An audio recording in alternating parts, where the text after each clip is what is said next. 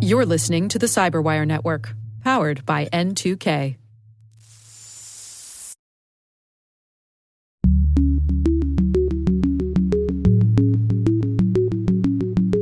Hello, everyone, and welcome to Caveat, N2K Cyberwire's privacy surveillance law and policy podcast. I'm Dave Bittner, and joining me is my co-host Ben Yellen from the University of Maryland Center for Cyber Health and Hazard Strategies. Hey there, Ben. Hello, Dave. On today's show, Ben discusses the need for AI security incident reporting enhancements in the aftermath of the Hugging Face incident. I've got a look at a man in hot water over wiping his phone at the border. And later in the show, my conversation with Asha Palmer, Senior Vice President of Compliance Solutions at Skillsoft. We're talking about how there's no U.S. federal AI law, and that is a compliance problem.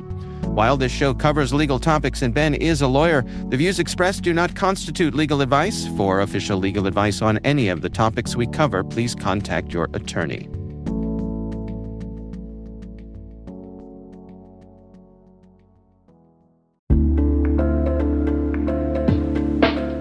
This episode is supported by Black Hat USA. If you follow the research, you know a lot of it breaks on Black Hat stages. Hundreds of peer-reviewed briefings, more than 100 hands-on trainings, and the largest business hall in Black Hat's history. 6 days to learn the skills you'll need tomorrow, August 1st through the 6th. Use code CYBERWIRE for $200 off your briefings pass at blackhat.com. We'll see you in Vegas.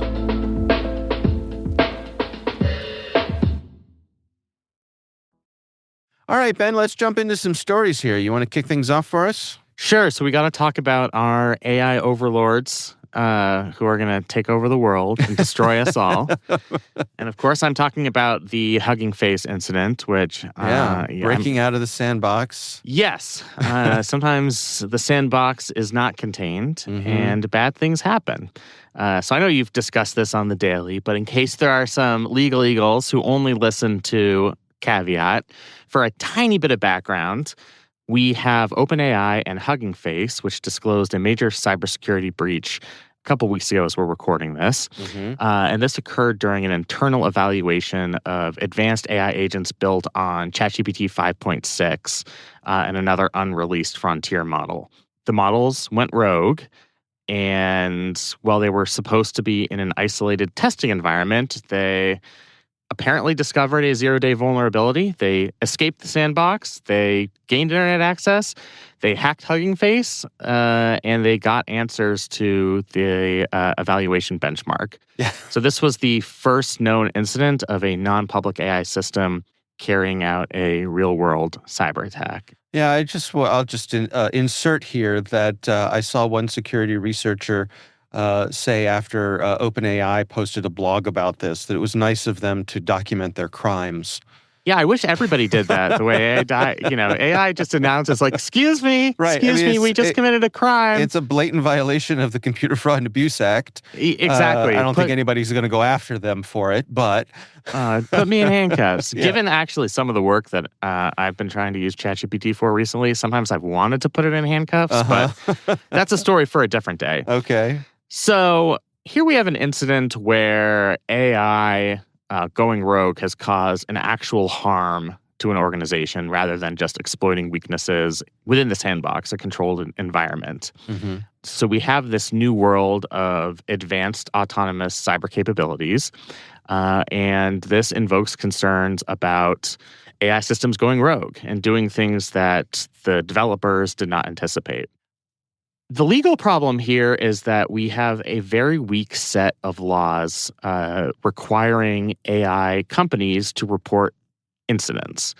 Obviously, you'll talk about this during the interview in this very episode, but we have this gaping hole, the absence of any sort of federal AI law, federal AI regulation, and we have this patchwork of state laws. And the state laws on this issue, on mandatory reporting of these incidents, are relatively weak.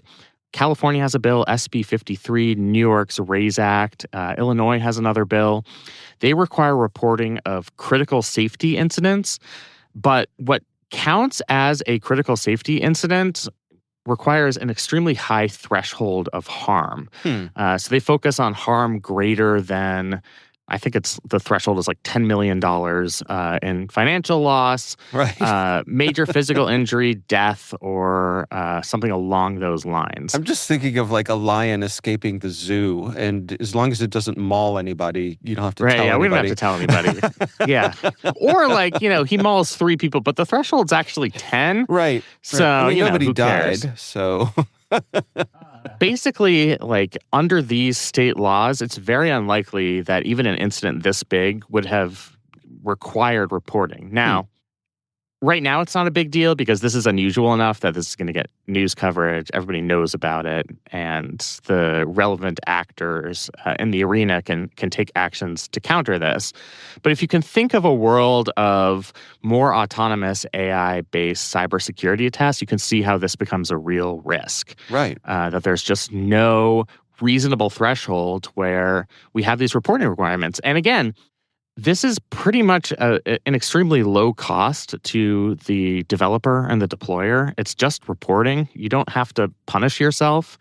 This type of reporting, generally the way these laws are structured is the fact that you report an incident cannot be used disfavorably against you in a future civil case. Okay. Because they want to encourage people to report these incidents to patch security failures. So there's kind of a Good Samaritan clause built into it. In most of these laws, yes. Yeah, okay. Or sometimes reporting can indemnify you in the event of some sort of data breach, right? Yeah.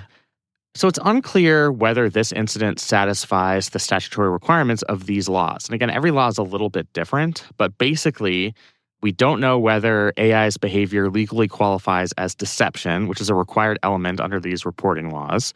The incident occurred during an evaluation. We were still in the sandbox.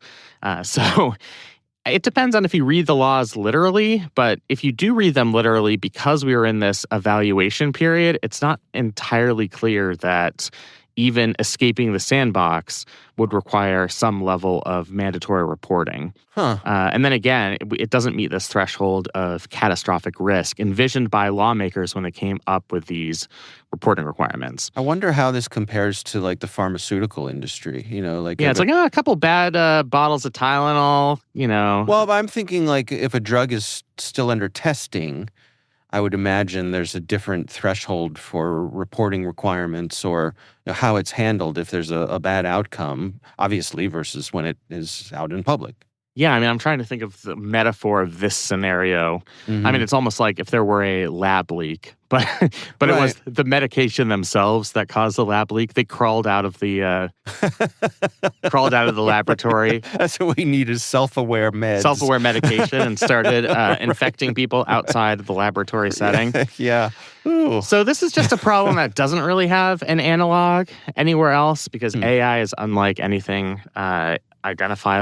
anything else identifiable in the world. So this is room for policy innovation. I think especially the states that already have these laws, in light of this incident, the authors of this Lawfare blog article, which is a great article, we'll post in the show notes, have some recommendations about things we can do to improve reporting requirements. So basically, lower that threshold. We want to incentivize and require developers to report incidents so that we can gather information before there's some type of catastrophic harm. Expand the universe of reportable events. So anything involving loss of control, kind of the big story here, right? Mm-hmm. That the AI went rogue.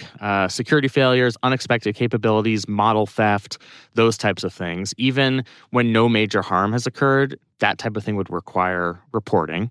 Expand oversight to include highly capable non-public AI systems, not just deployed public models, and give regulators flexibility through rulemaking to adapt reporting requirements as the AI capabilities evolve. To me, this last one is the most important because we don't know how capabilities are going to evolve over the next several years. If you had told a version of us in 2022 how advanced some of these models would be in 2026, I think we wouldn't. I mean, you might have because you're in this world, but I would have been shocked at these capabilities. Yeah. So I think it's critical for regulators, instead of having to go back to legislatures and say like, this law is already outdated. It doesn't cover a bunch of these dangerous scenarios. Let's renew it. And to have to go back and do that every year would be kind of cumbersome. So give regulators flexibility. If there is some new threat vector, allow them to change reporting requirements to reflect that vector. So I think this is all designed to close what the authors call a transparency gap, where we're going to be in an age where these types of things are going to be happening more and more. And if we don't have proper situational awareness, because the threshold for reporting is too low, then we're all going to suffer the consequences. Now, who do we suppose is going to be responsible for the reporting here? If let's say I'm using OpenAI and something goes wrong in my use of it, would it be my responsibility to report the incident, or would it be OpenAI's?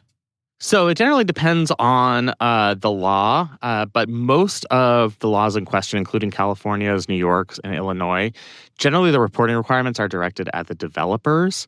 But I think that is kind of an outdated principle because once, and this is reflected in a lot of AI governance laws, like the developer can develop the system, but then the deployer could make some fundamental change that introduces a new risk that the developer might not have foreseen. And so then the deployer assumes some of the responsibility that comes with that risk. Okay. And that could, in many instances, send into a new mandatory reporting requirement. Mm-hmm. And then, as an extension of that, going beyond the deployer, you get the individual users. And so if users manipulate the model or make changes in the risk factors defining that model, then in some cases it would be the user's responsibility to report the incident because it's something that the developer or the deployer would have been unable to have foreseen. So there's always going to be a responsibility on the model developer. So in this case, it's OpenAI. But when you have this type of major security breach, there can have downstream effects where the deployer and the user might have their own responsibilities. And I think an evolved AI statutory scheme around reporting would put obligations on deployers and users because in many cases, the deployer will have already released the system into the ether, and won't have an idea of what the risks are as the system kind of develops in the online universe. Is there anyone at this point who's saying that this is too burdensome? That if we let's say we passed a federal law that required this, are the AI companies pushing back? I actually don't really think they would push back. Yeah. They might. I just don't think this is that much of an obligation. And as long as there are some protections against using this for legal liability purposes, I think, especially given the posture of the AI companies, that the fact that they're out there telling us how dangerous their products are, right. I think they'd be happy to have stronger reporting requirements. It might be more costly to them. But it might even be cover for them, right? If it gives them the opportunity to demonstrate, good faith reporting of these things, that's a different public perception than being secretive. Right. I agree. And I think it's in their interest to be more transparent. I think they're going to be more trustworthy the more transparent they are. So if we discover after some type of catastrophic harm that there might have been some type of reportable bug somewhere earlier in the process, and we find out that one of these frontier developers was hiding the ball on that, then they're going to lose that trustworthiness. So I think it behooves them to be out in the open about reporting these vulnerabilities. And to their credit, I mean, they have really tried to do that.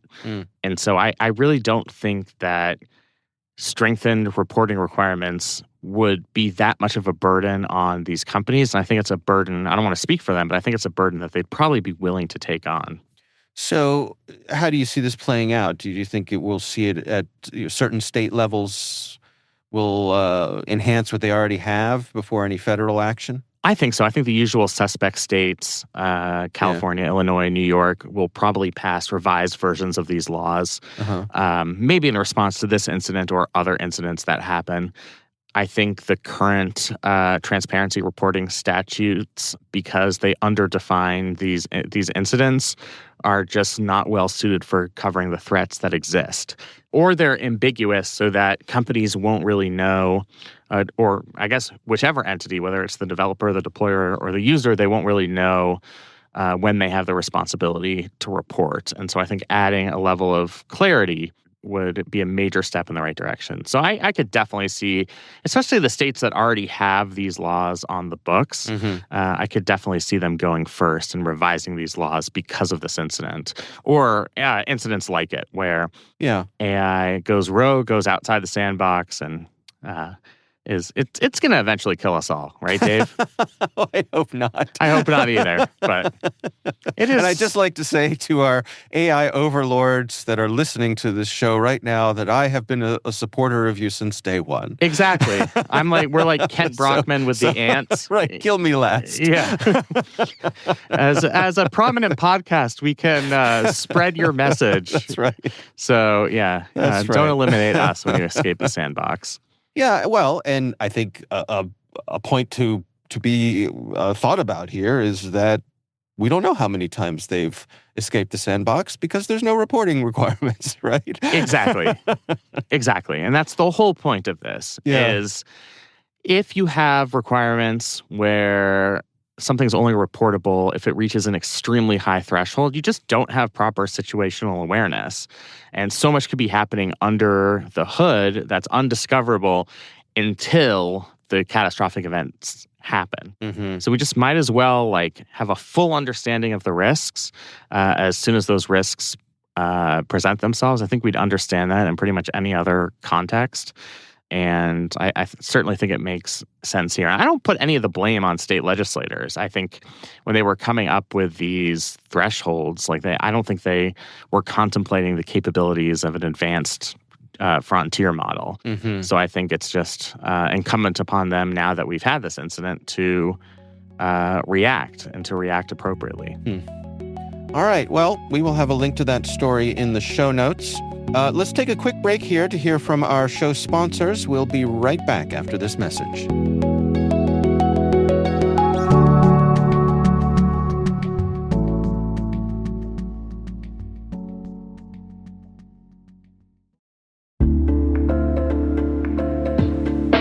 If you're heading to Black Hat USA this year, make plans to visit the SpecterOps Kennel Club. As creators of Bloodhound, the SpecterOps team will host talks with OpenAI and the UK AI Security Institute, as well as hands-on workshops aimed at helping you understand AI-accelerated attack paths and the latest in identity tradecraft. Visit specterops.io to pre-register and learn more. SpecterOps Kennel Club is adjacent to Libertine Social inside Mandalay Bay. While you're there, visit the N2K Cyberwire podcast studio, where we'll be capturing expert perspectives and conversations from across Black Hat.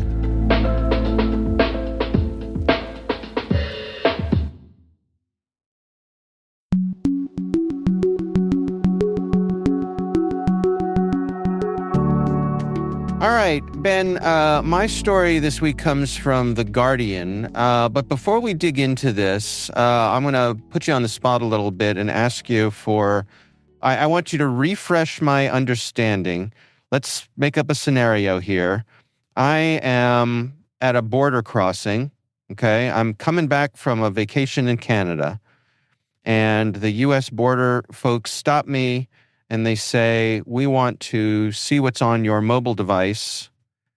What are my rights as we currently understand them? So your rights are diminished relative to what they would be if you were not within 100 miles of a border crossing. Right. You don't have sort of the required probable cause determination that exists in the non-border setting. So in order for law enforcement to do a forensic search of your cell phone, for example, even if it's incident to arrest, because of Riley versus California, they'd have to get a separate warrant. That requirement is lessened to an arguable degree at the border. I think, and there's been disagreements among courts on this, but when we're talking about full forensic searches, not just a limited search of one application, or, if there's a reasonable suspicion that there's one photograph that might be illegal, that might indicate human trafficking or something, I think that's a different scenario than these kind of full forensic audits where they take the device and plug it in and get everything and search it and try and find something incriminating. There has been disagreements among courts, but generally the thinking is even under this decreased expectation of privacy, you still have some level of constitutional rights related to your device as a U.S. citizen when you return from another country. Now, where do I stand in terms of whether or not I'm obligated to reveal or enter my password into the device? So in the non-border context, again, this is an area where there is some disagreement, but as it relates to biometric methods of unlocking your device, you don't really have rights to stop law enforcement from compelling you to use facial recognition or your fingerprint. Generally a little bit different when it comes to passcodes because of the right against self-incrimination. Those are the contents of your own mind. So there's been kind of this prevailing divide in case law between the passcode, which you might need to get a warrant to obtain that passcode because a person has a right against self-incrimination by telling you what the passcode is, versus biometrics, which is more like a police lineup where you can't refuse to be in a police lineup because you might end up incriminating yourself. It doesn't concern the contents of your own mind. Again, when we're talking about the border context, everything is kind of brought down a level. And I know that's not a very satisfying answer, but it just means all of the rights that we generally enjoy outside of the border are a little bit lessened in that context because the government has a non-law enforcement-based security interest in making sure that people aren't bringing in contraband or we're not allowing in criminals as visitors to the United States. Right. So, again, getting back to this story from The Guardian, it's kind of a new twist on this whole idea, and I am just so looking forward to hearing your take on this. So, the Department of Justice is prosecuting an Atlanta resident, a gentleman named Sam Tunick. So, U.S. citizen, right? I believe so, yeah. They're alleging that he destroyed evidence on his phone by using GrapheneOS, which is a phone operating system, and it is a privacy-focused open-source operating system. And what's special about Graphene is that it can wipe the phone after a passcode is entered incorrectly or under certain configurations. So basically, you can have a kill switch code that when you enter this code, it just self-destructs the phone. It wipes it clean, okay? So... And there are very legitimate reasons for having that. Like if there's a privacy breach, you want that power as a user, right? Right. So Mr. Tunick was stopped at Atlanta's airport in January 2025. He was on his way back from the Dominican Republic. Authorities had placed him on a terrorism watch list because of his ties or alleged ties to the Cop City protest movement. And this is a movement that opposes a training center in Atlanta.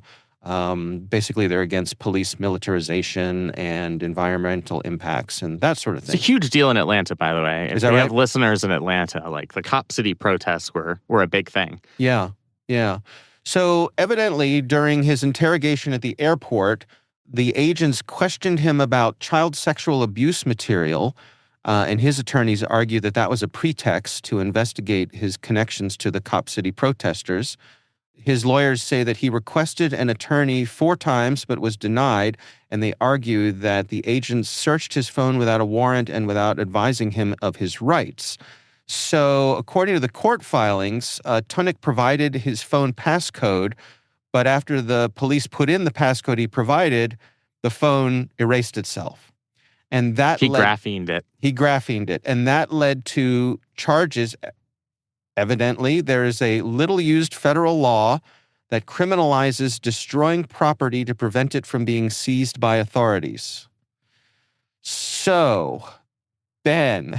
Can I just preface this by saying, like, this is such a complicated case because there's so many co-founding factors. Yeah. Like, if this were to have happened in a non-border setting, not at the airport, I think the government's case would be much, much weaker. Okay. So there's that element of it. Right. The fact that it's never been tested, this federal statute that makes it a crime to destroy property to prevent government seizure has never been tested in this context. This is an entirely new theory. Right. That the use of graphene counts as something that destroys property to prevent government seizure. Yeah.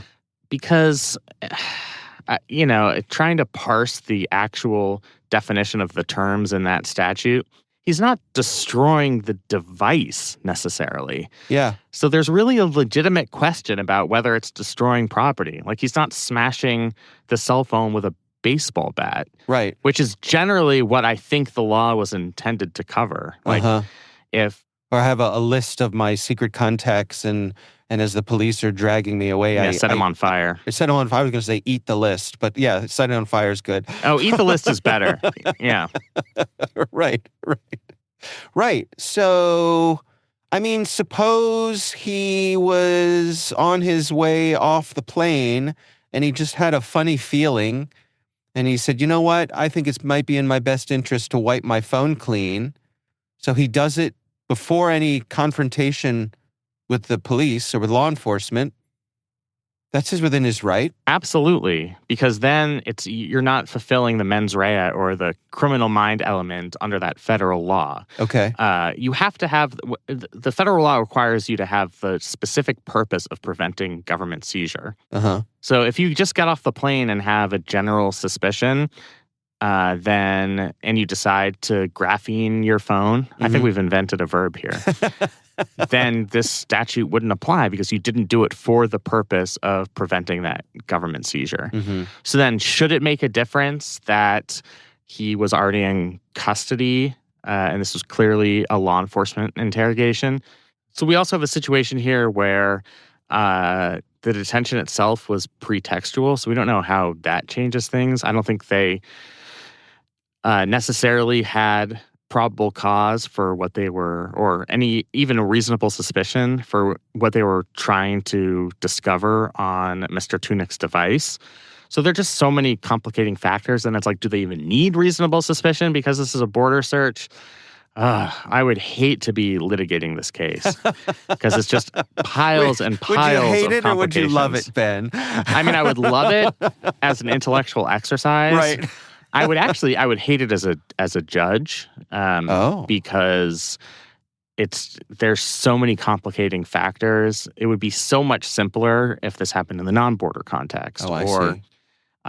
If you had a very obvious facial challenge to the government's attempt to seize the device, where it was clearly pretextual and unconstitutional, this would be a much easier case.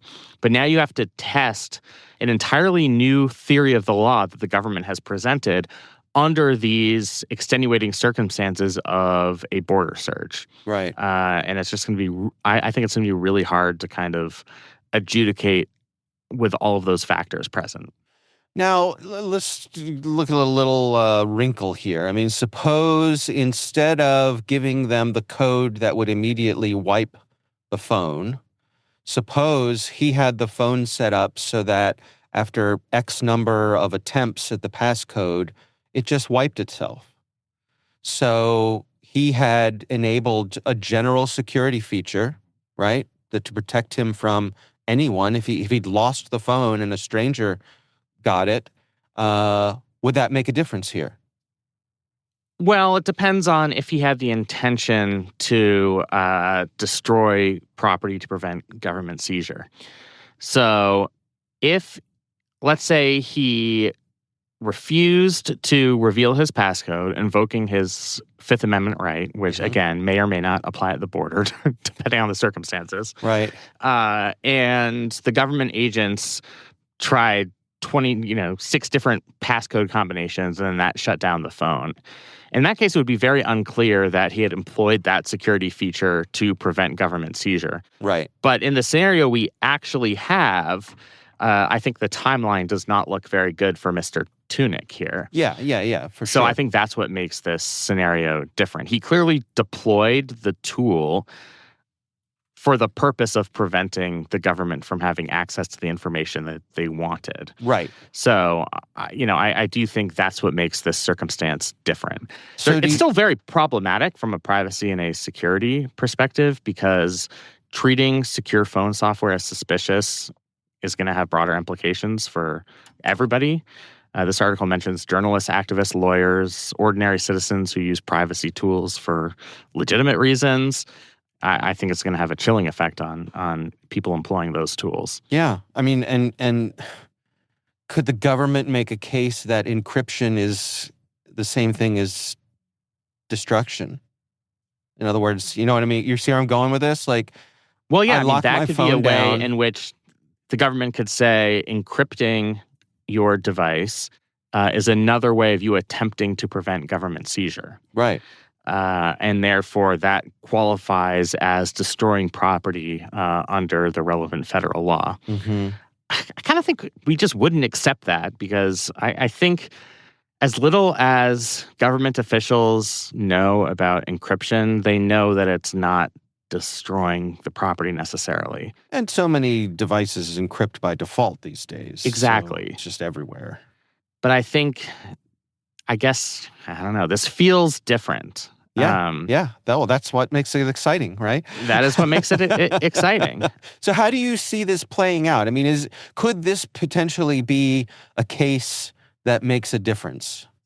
I think so. I think depending on how the case is litigated, this could be a major benchmark case in the relationship between privacy technology and law enforcement. Mm-hmm.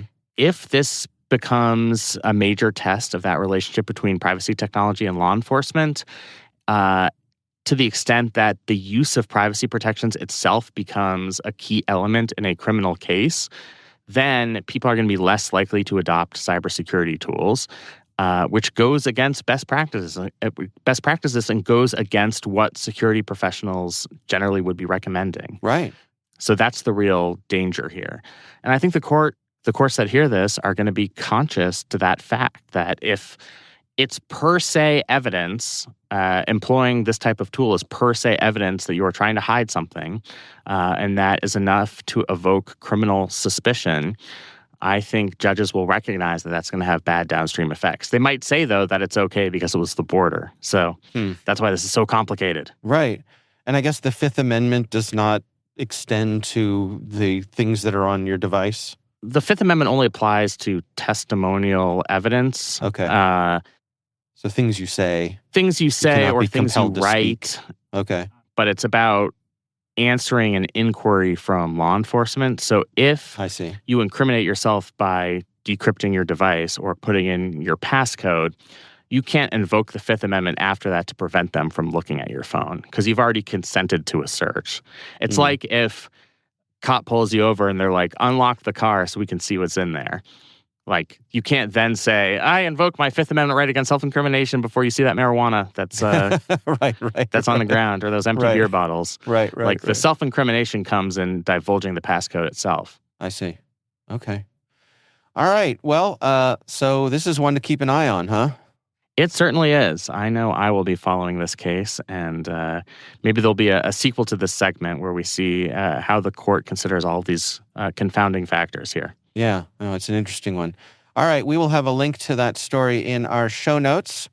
Ben, I recently had the pleasure of chatting with Asha Palmer, who is the Senior Vice President of Compliance Solutions at Skillsoft, and our discussion centered on the fact that there is no U.S. federal AI law, and that can be a compliance problem. Here's my conversation with Asha Palmer.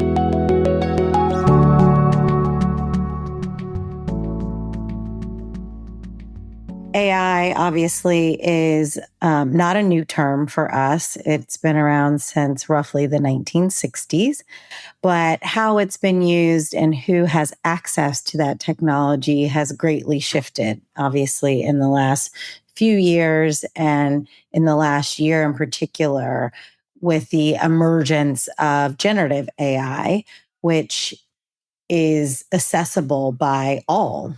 essentially. And so we are having more conversations about why there has never been regulation around artificial intelligence and why there possibly should be. And it's really centered on the fact that more individuals have access to it. I think previously it was seen as something really engineering and coders and people in the IT profession had access to and utilized to make certain processes more effective and efficient. But now we can all do that in our own lives with generative AI.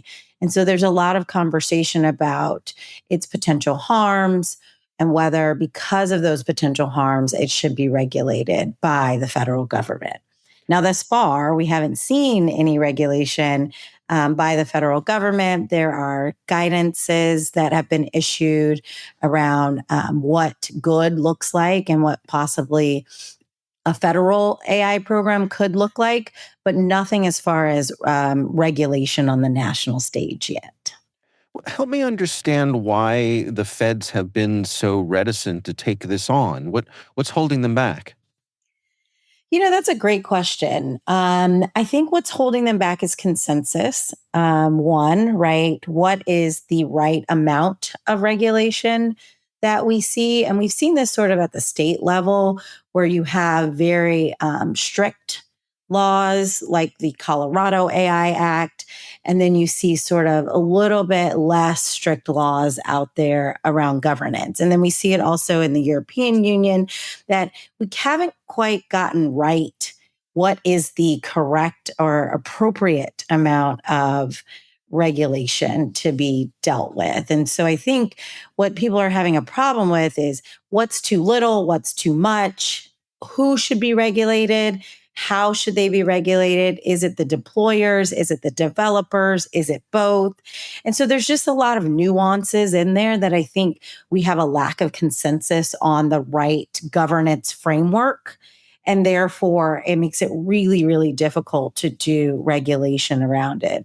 I think, secondly, the cat's out the bag, right? This technology is moving faster than we can think, let alone regulate. And so I think the challenge is also any regulation, by the time it does get passed, has to be appropriate for that fast pace of change that is artificial intelligence. Yeah, there's that old saying that the states are the laboratories of democracy. It's in this particular case, is that how this is playing out?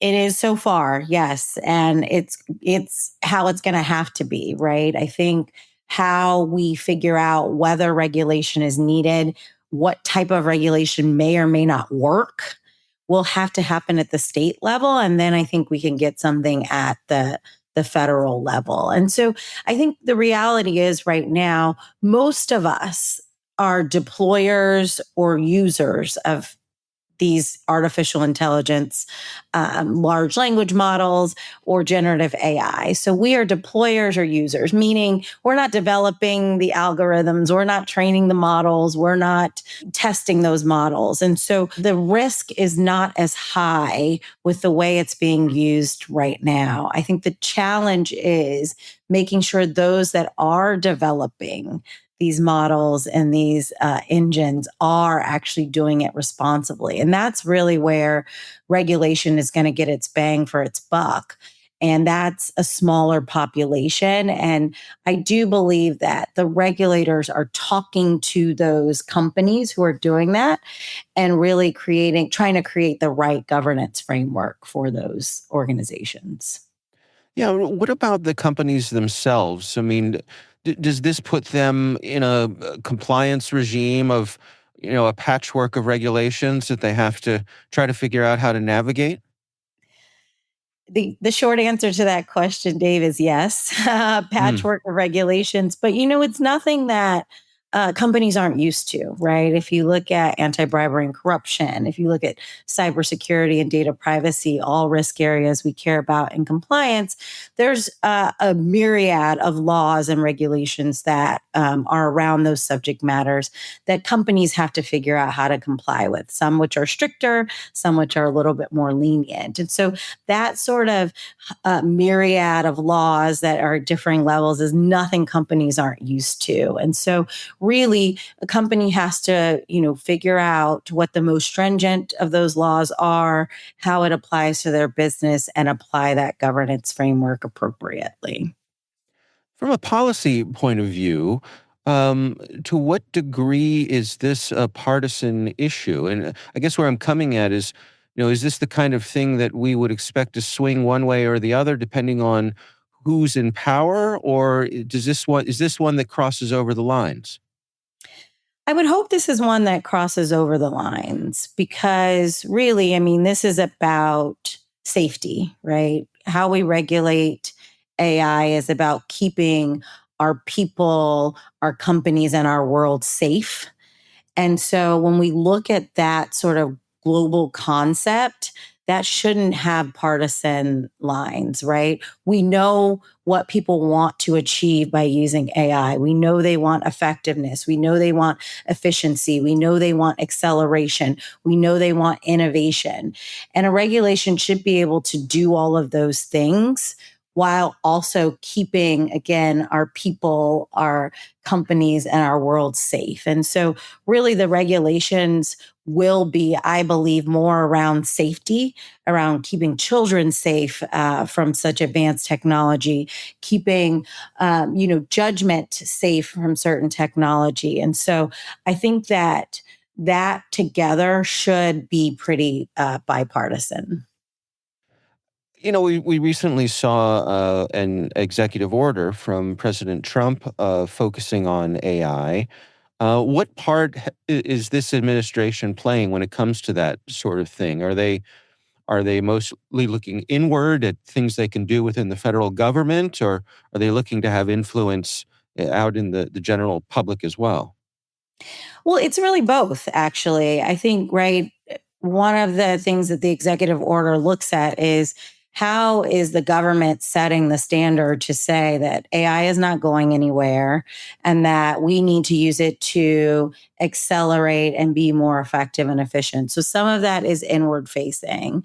And then other is outward facing, really focused on how do we make sure that we're collaborating with the world, so companies and developers and deployers, to make sure there are some governing principles around artificial intelligence and the way that we use it. I think the interesting thing I find in that executive order is that it really focuses more on governance, which I'm a huge fan of. I think companies need that governance. I think organizations need that governance within them. But I don't want the governance structure to prohibit or to distract from the need for regulation as well.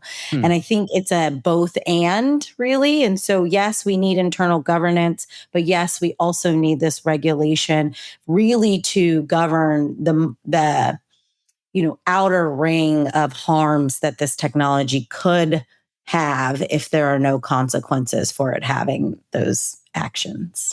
Yeah, I think that's a really interesting point that you bring up because I've heard that some of the big AI companies will publicly say that they're welcoming some sort of governance. But then, folks on the outside who are critical say, well, that could just be, oh, please don't throw me in the briar patch. That they're looking for governance to try to help keep other upstarts out of the industry, to make regulation a barrier for other people to be able to join join this party. What's your take on all of that? I mean, do you think that those are fair accusations or fair assumptions? I think what I see is most people understand that we need both. Mm. Like we need both the internal governance and the regulation. And I'll go back to sort of the anti-bribery and corruption example I used before, right? FCPA, the Foreign Corrupt Practices Act, has been on the books since 1966, right? Or 1977. And so it is there, right? But how do you actually prevent bribery and corruption within your organization? You need to have proper governance structures around behaviors and around policies and procedures, around investigations, around, accountability frameworks. And so you need both of those so that you don't violate the law. And so I think it's the same here. I really think that the regulation has to establish the standard, and then the organization has to implement that standard from a practical basis within their organizations. And so I hope that, we've understood that. We've, again, been down this road before with a lot of other risk areas in the compliance space. And we need to treat this the exact same way, that there's sort of this dance. I always call it kind of a tango between corporate action and regulation. And we need both, dance partners to sort of do their job. What's your advice for people in organizations who are tasked with, protecting them, the security professionals? They're looking down the road the next year or so, the next couple of years. How should they be thinking about this, about regulation, about compliance? Any words of wisdom? Well, my first words of wisdom would be to look at some of the draft regulations that are out there. California had one that was not successful. Colorado has one that is on the books that is being sort of dialed back a bit because people believe it's too stringent. There's the EU AI Act that also has sort of a risk-based framework to governance and regulation around AI. And so my first advice would be to look at what those, look at the direction that those laws are taking, and really gather the intent behind where we believe this regulation would be most effective. And that's why I say, if you look at the EU AI Act, which has a risk-based framework, it talks about, the most dangerous types of AI and where it can be dangerous. And so that's that high risk category. And so really, right, that's where the regulation and the governance frameworks will really be most beneficial. The medium and the lower risk categories, we need to apply those frameworks to those use cases, but maybe not as stringently as the high risk. And so we can really directionally see where regulation will probably go. Again, I talked about sort of health and safety, right? These are regulations around AI are really about keeping people and companies and the world safe. And when you look at sort of regulation and governance with that safety lens, you have to look at your use cases in your company and say, is the way I'm using AI safe? And if you ask yourself that question, and how do I ensure or make it safe, will then lead you into your governance framework.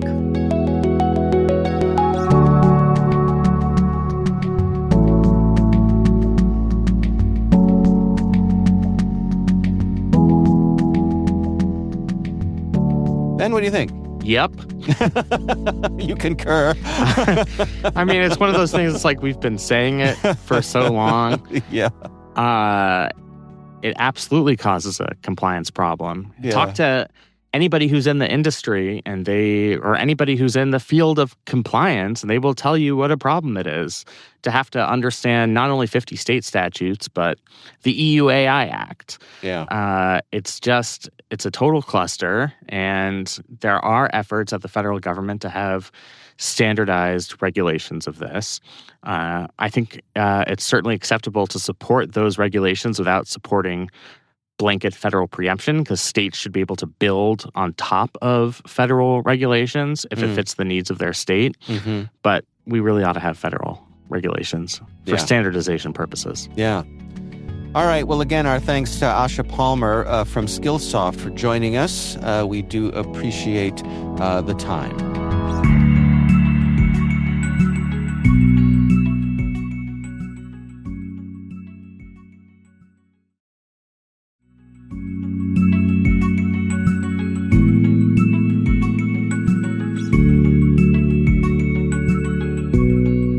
And that is Caveat, brought to you by N2K Cyberwire. We'd love to know what you think of this podcast. Your feedback ensures we deliver the insights that keep you a step ahead in the rapidly changing world of cybersecurity. If you like our show, please share a rating and review in your favorite podcast app. Please also fill out the survey in the show notes or send an email to caveat@n2k.com. This episode is produced by Liz Stokes. Our executive producer is Jennifer Iben. The show is mixed by Trey Hester. Peter Kilpie is our publisher. I'm Dave Bittner. And I'm Ben Yellen. Thanks for listening.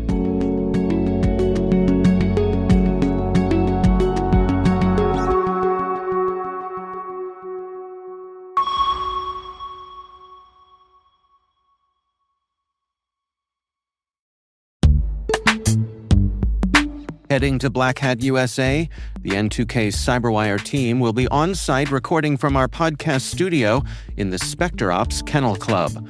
If you're interested in joining us for a conversation or learning more about what we're recording throughout the week, stop by the studio and meet the N2K Cyberwire team. SpecterOps' Kennel Club is adjacent to Libertine Social inside Mandalay Bay.